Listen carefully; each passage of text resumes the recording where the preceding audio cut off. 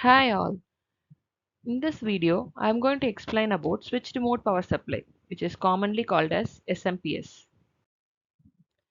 Generally, we have three different types of SMPS: boost, buck, and buck boost converter. There are few other types also, flyback converters. We are going to see only these types. Generally, we call this as step up converter, step down converter, and step up, step down converter. So this is called as step up, step down, and step up, step down converter. First, we are going to see the derivation of step up or boost converter. This is the circuit of boost converter. What do you mean by a boost converter? If I have a 20 volt here, assuming this is my power supply and this is my load, I'll have a load more than 20 volt, which means V0 will be greater than Vs. So that is called a step up converter or boost converter. How does we obtain it? We'll just observe or understand the operation of the circuit. We have a supply, inductor, diode and capacitor and a load, a resistor and a switch. The reason for making this diode to be by this way is the current flows from source to load, not from load to source. Now when the switch is present here, when the switch is on, we'll see what happens, and when the switch is off, which means open, let us see what happens. First case, when the switch is closed, see here, once the switch is closed, these elements are disconnected. Why? Because this is short circuited. Current flows in the path of the switch rather than flowing through this way. So the elements present in the circuit are right now, it is reduced to supply, inductor and switch alone. Remaining are disconnected or it is not connected in the circuit at all. So what happens during this condition? Inductor is getting charged, and it is, we'll observe the waveform and we'll understand much better. As I said, during this condition, during this position, the inductor is getting charged. We'll see how it is getting charged. It is charging from a minimum value to a maximum value. The current in the inductor is getting increased from a minimum value to a maximum value. This is the T on condition, switch on condition. Now when the switch is off, which means open, what happens is this entire line is absent in the circuit, or will not, it is eliminated. So we'll have supply, inductor, diode, capacitor and also the load, nothing but the resistance present in the circuit. That is what drawn here. Now supply, whatever Vs will be available across the load. It is not just Vs that is available across the load. Along with Vs, the energy stored in the inductor will also be available across the load. That is why it is Vs plus Vl, which is equivalent to V0. And hence, V0 will always be greater than Vs. The energy in the inductor will also be delivered across the load, and hence it is more, output voltage will be more compared to the source voltage. So during the switch on condition, T on, inductor current is charged, and see this line is decreasing. Why? Because inductor is discharged, or the energy in the inductor is released during the off position or when the switch is open. So this is charging and this is discharging for T on and T off. And the IL is actually fluctuating between IL minimum to IL maximum, not from the zero. These are the few parameters that we are going to analyze. First is, we'll understand what is the load current and load voltage when the switch is on. So when the switch is on, it is Vs minus Vl, inductor current and inductor voltage. So Vs plus Vl equal to 0, source plus load equal to 0, because this is the load as of now. So Vl on is nothing but voltage across the inductor when the switch is on. So it is equal to Vs. Likewise, when we check for the apply KCL, we'll get this IC plus I0 equal to 0, because diode is not conducting, and hence we'll get this value. This is how we get it.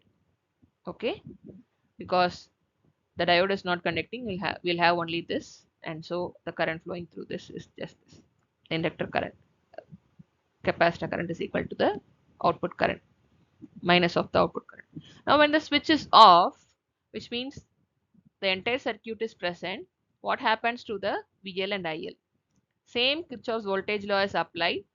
Vs minus Vs plus VL off. The VL off represents voltage across the inductor when the switch is in off condition or in open condition. Plus V0 is the output voltage. So at last we'll get VL off equal to Vs minus V0. Similarly, when we apply KCL, we'll get the IC off capacitor current IC off equal to IL minus I0. Inductor, now in this case, inductor current is equal to the diode current. Next is volt second balance. So we try to derive it Vs into dt plus Vs minus V0 into 1 minus dt. Why? Because this is the duration, you know this. And so finally we'll get the duty cycle, which is like V0 equal to Vs by 1 minus d. So the duty cycle is practically between 0.96 or 97. V0 is always greater than Vs. So voltage is boosted. Similarly, when we try for this current, we'll apply IC on into T on plus IC off into T off equal to 0. So at last we'll get the derivation as IL equal to I0 by 1 minus T. The point is IL depends on the duty cycle. Same way V0 depends on the duty cycle. Next is the ripple inductor current change in IL. So VL on we have already found equal to Vs. Then L into del IL by dt, replacing that equal to Vs. At last we are finding the equation for del IL, change in the inductor current, that is equal to Vs into d by FL. Hope you understand with this graph. This is IL minimum and IL maximum, and the average value is the mid value between the IL max and IL minimum, and that is del IL by 2. That is what is written here. The next one.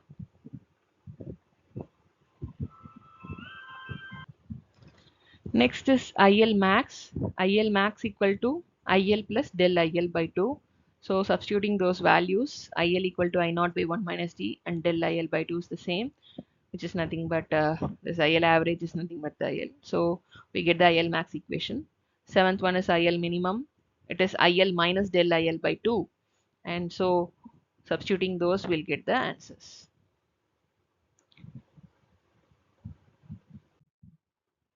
Next is the source current. We know P in power input is equal to the power output. So Vs Is equal to V0 I0, and hence Is equal to V0 I0 by Vs. Switch current is ISW average. Is average equal to into dt by t. When the switch is on, this is the condition, and so it is d into IL average. So Is average is equal to d into I0 by 1 minus d. When the switch is off, we'll be finding the diode current, because when the switch is on, the diode current will not be available. So ID average equal to IL into 1 minus d by t into t. It gets cancelled, and ID average equal to I0. So this is how we find ID RMS also. And ISW switch RMS is found by this way. This is the final derivation for the ISW RMS. This is the IL average waveform, and this is the switch waveform, because switch is on only during the T on period, and so it is only this waveform. IL average is common, like it is the straight line, which is between the mid value between the IL max and the IL minimum. Same way, diode current is available only during T off, so the pulse is available only during the T off condition. And next is the ripple and capacitor voltage. Del Vc equal to del V0. During on period, the inductor changes because it discharges. The energy in the inductor is getting discharged. It is getting charged. So IC equal to minus I0, and this is how you get it. So voltage across the capacitor will be between V max and V minimum, and the ripple will be found as V minimum minus V max equal to this. It's observed that when the D changes, capacitor voltage also changes, which means when it is increasing, the capacitor voltage increases. Critical inductance.